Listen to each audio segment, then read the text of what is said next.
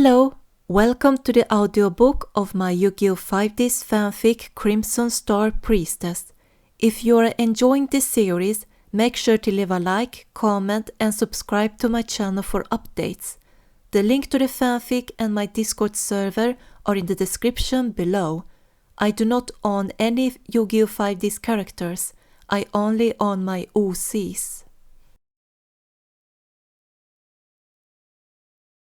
After everyone got their cuts treated, which were inflicted by the broken glass and rose petals from the duel, we were escorted to Sector Security's headquarters because Mina had valuable information to share with Aki. It was tough for the young girl to already get separated from her parents after they were reunited, but I told Hideo and Setsuko that I would bring her back to them after the war with the Dark Signers was over. I got a little worried at first about the wrecked room where Aki and I had dueled, but Hideo assured us he would pay for the damage. Mina led me, Aki and Yusei to a room where she showed us footage of experiments Sayer had conducted on psychic duelists, mainly children. Some were horrifying to watch, especially the one in which a child got electrocuted to death. Aki was in shock to see the man she had trusted was actually a madman who hurt others to test their skills. Sadly, the biggest shock for her was when Mina revealed a list of psychic duelists in the Arcadia movement that had been labeled as soldiers. Sayer's real plan was to create an army of manipulated psychic duelists and conquer the world, and Aki was part of the list. He had never cared about her emotionally. She had only been seen as a tool, nothing else. The shock of the truth was overwhelming for Aki, so she ran out of the room to be alone and comprehend everything she had just witnessed. I couldn't blame her. This was a big shock for her. It was just as in the original anime, only this was worse than the worst. If Sayer was ever found alive, he could get charged with multiple counts of murder and manipulation with evidence. It was sad to see how a person who received no form of love in their childhood could end up becoming a master manipulator who was thirsty for blood and hurt those who had hurt him. I was certain that was the reason, or at least part of the reason. Maybe he had always been an arrogant and cold-hearted person, and the use of his psychic powers made him feel invincible. Mina told me and Yusei that Sector Security had found further information of how Sayer had hurt children who didn't comply with him. He had even killed people who wanted to expose the truth of the movement. The police department was going to do their best to find the remains of the bodies and return them to their families so their worries could be put to rest. Yusei and I found Aki in the cafeteria of the headquarters and spoke to her until she was ready to leave. Our group was led to a waiting limousine that drove us to Goodwin's mansion. The director of Sector Security greeted us and led us to the basement where the stairway to the Dragon Star was located. It looked the same, except there was a crimson star glowing at the top of the stairway that wasn't there in the original run. Our marks started glowing as the Crimson Dragon made his presence known, his serpentine body wrapped around the stairway. We had the long history class about the Signers and the Dark Signers. I didn't really pay much attention to it because I knew the full story until I heard Goodwin mention something peculiar that caught my attention. And the last, but not the least, the Crimson Star Priestess, the director spoke up. Her abilities are far superior to the 5 Signers. He looked straight at me. Tell me, Estelle, what are your abilities? Everyone turned to me as they waited for my answer. I looked down on my right arm and eyed my star mark as it burned with a gentle touch. I have the power of a psychic duelist like Aki, and I can travel to the spirit world and communicate with the dual monsters like Luna, I replied. I also have a bond with each signer, meaning I can sense their emotions, but not when they put up a mental block or are in a coma. Yuse's eyes widened a bit when he heard that. Maybe he figured out how I was able to comfort him when he got a bit depressed and scared after the Shadow Turbo duel he had with Kalin. And the final ability, Priestess? Goodwin asked. I have a direct link to the Crimson Dragon and can communicate with him. That's many different abilities, Leo pointed out. That's because the Crimson Star Priestess fulfills a different role compared to the signers, Goodwin nodded. Is it because she has the power to create miracles? Yusei asked. Precisely, Goodwin nodded. You see, the Crimson Star Priestess is not only the motherly figure for the signers, but also the guardian of the Dragon Star and the bearer of the mark of the Crimson Star. She may have a power equal to the Crimson Dragon, but she alone cannot summon it. That's why all 5 signers must gather to help her summon the god to save the world from the eternal darkness. Together, they will create the miracle that can stop the dark signers and the earthbound immortals. Yeah, right, Jack snorted. It's like wishing for a miracle when you spot a shooting star in the sky. Are you talking about Estelle and Yusei, Jack? Leo questioned. I mean, he is Satellite's shooting star and Estelle's the priestess that can make miracles happen. Leo, that was just a figure of speech, Luna sighed. Wait a minute, Aki spoke up. If we signers have a priestess, does this mean the dark signers have a priestess too? That's possible, but there is no confirmation about a dark priestess' existence, Goodwin replied. I recalled the encounters we had so far with the Shadow Drone and Kalin. None of them ever mentioned a dark priestess, nor about another character among the dark signers. I don't think so, I mumbled softly. If there was a dark priestess, the dark signers would have warned us about her or say something like, "We dark signers and our priestess." Of course, that's just a theory, so I could be completely wrong. Let us hope the dark signers do not have a priestess who will help them achieve their goal, Goodwin said. For safety precaution, you shall all stay in my mansion for the time being. The dark signers are in Satellite, and who knows what schemes they are planning. You signers need to prepare yourselves and stay out of harm's way. Once we notice an increased activity of the Army of Shadows, you will take off right away. Rest assured, every comfort will be provided to you. We went to bed early to comprehend the story Goodwin told us. We got our own rooms to rest and stay in for the time being. We were also provided with change of clothes and lots of delicious food, much to Leo's delight. The maids and butlers remembered me from the house arrest and welcomed me back with warm smiles. It was like I was coming home to a family, which brought some sad feelings when I thought about my family. The next day, Yusei and Jack had that fight, as in the anime, when the blonde man snapped the raven-haired man out of his doubts. After that, the signers, Leo and I made a pact to face the dark signers together and promised to return alive once the war was over.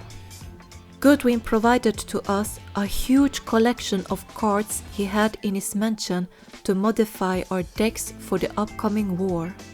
The signers and Leo were thankful for the offer and went through the over 100 albums collection.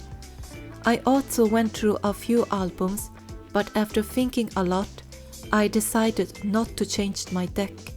I was pretty comfortable with it, despite having a few flaws. I walked out to the rose garden, which Aki and I went to earlier for a small walk. The air was full of the fragrance from the roses, but the scent wasn't overpowering my nose. I sat down on a bench by a magnificent fountain and let out a soft sigh. I was worried about the war.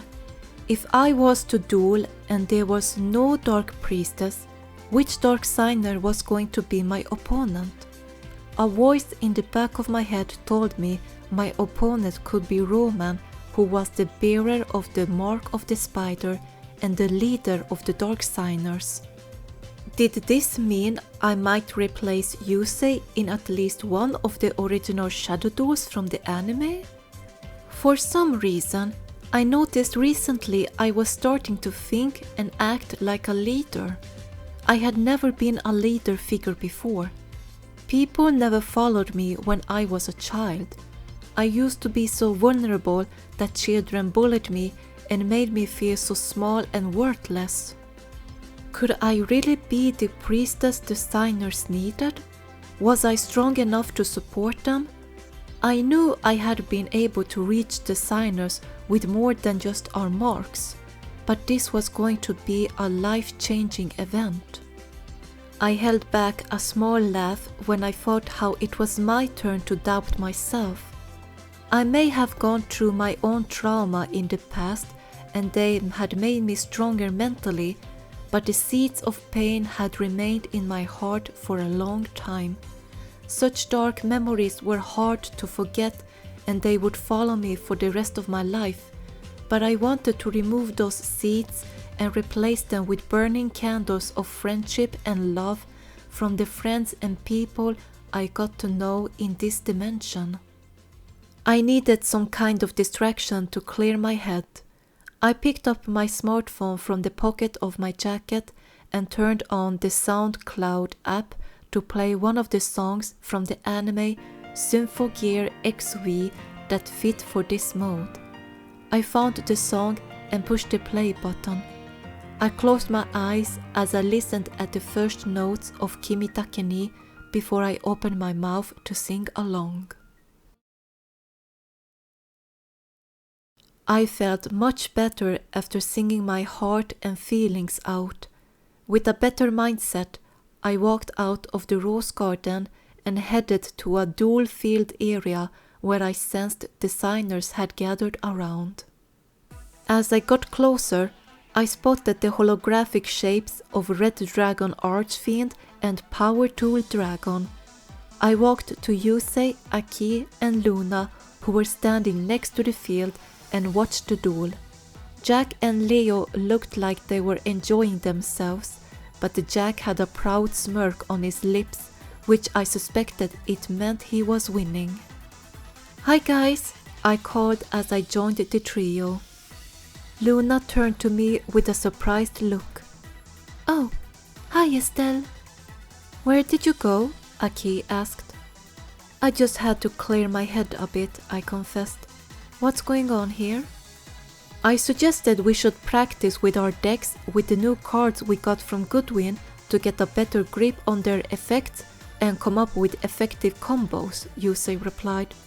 "From what I heard from Aki, it sounds like the Earthbound Immortals cannot be affected by spell or trap cards, so we need to find a way to immobilize them with monster effects." "I understand," I nodded. "It's like my Divine Dragon Lord Felgrand's effect. When he is special summoned from the graveyard, he can remove a monster from play from either the opponent's field or their graveyard, and not only that, he will gain 100 attack and defense points for the total level on the removed monster."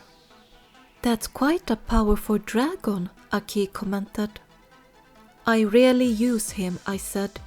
"I mostly save him when I face a dangerous monster with an effect that can turn things around." Red Dragon Archfiend, obliterate Power Tool Dragon, Jack yelled, getting our attention.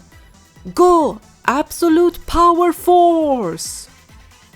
Red Dragon Archfiend roared as his right clawed hand was enveloped in a fiery aura. He clenched the hand into a fist and punched Power Tool Dragon, shattering the machine monster into pieces. Leo used his right arm to shield his face as the shards of Power Tool Dragon flew around in the air before disappearing. His dual disc stopped glowing, which meant his life points must have gone down to 0. Jack was the winner of the duel. I lost, Leo muttered as he bit his lower lip to hold back his tears. Leo, this duel isn't about winning or losing, Luna reminded him. We're supposed to practice with the new cards.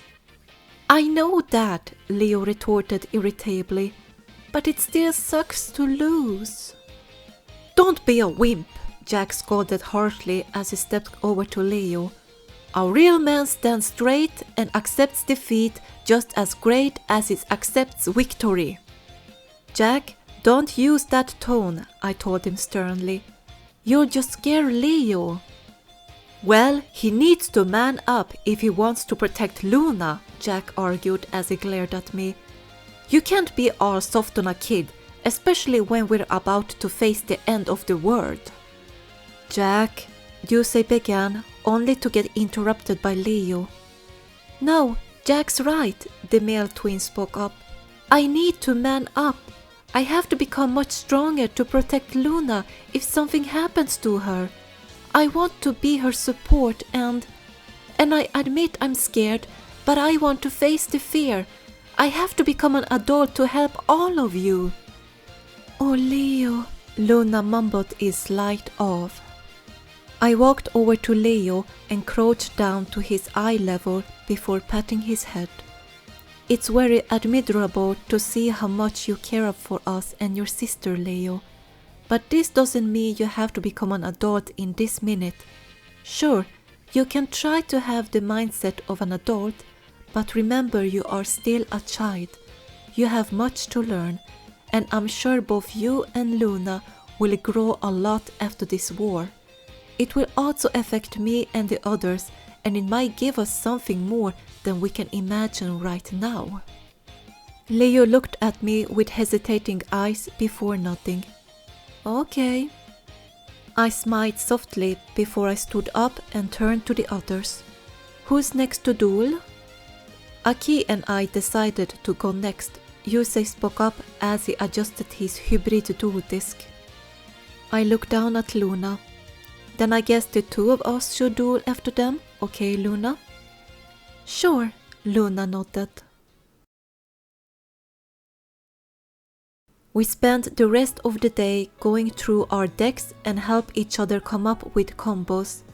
Jack and Yusei had a ground duel, but they used their turbo decks for possible shadow turbo duels. It was weird to see a turbo duel without the duel runners, since Yusei's runner was still at Marta's place in Satellite. In the early evening, when the sun was about to set, we split up to have some peace for ourselves. The peace didn't hold on for long before we were rushed to Sector Security HQ to see live footage of Satellite being enveloped by a dark shadow dome. That was our cue to leave New Domina City, but only in the morning. Goodwin had to do some preparations with the transportation, and there was a commotion outside of the HQ with citizens who were scared by the recent events with missing people and the Earthbound Immortals, and they demanded answers. The sun wasn't even up when my friends and I had to leave Goodwin's mansion in the early morning. The director and Mina escorted us to the rooftop of the Sector Security building to wait for a helipad that would bring us to Satellite and also transport Jack's duel runner. Mina was coming with us, also the pilot of the helipad, to make sure to provide us with more in-depth information about the Zero Reverse. Yusei, Aki, Leo, Luna, and I had our dual discs strapped on our arms, our only effective weapons against the Dark Signers. Jack had left behind his hybrid dual disc on his Dual Runner. "Let's stay on task, Signers," Goodwin broke the awkward silence. "You need to get to the original energy reactor in Satellite." "Original energy reactor?" Aki repeated confusedly. "What is that?" Leo asked. "It's the source of the negative energy that caused this dark smoke to appear," Goodwin explained. "And, in a twist of fate, it was built by Yusei's father." I turned to Yusei to see if he got emotionally affected by this revelation. He just had his poker face and his eyes didn't even reflect his inner feelings. "Yusei's father?" Aki said in disbelief. "Is it true?" Luna asked Goodwin, stunned by the discovery. "Yeah, is it?" Leo asked. "Yes, and this is his opportunity to heal the mistakes of the past," Goodwin answered. "And now, all of you have the chance to make things right again. You must beat the Dark Signers and find the reactor. Then, if you're able, activate it and reverse. Hopefully, this will create a surge of positive energy and imprison the army of shadows again."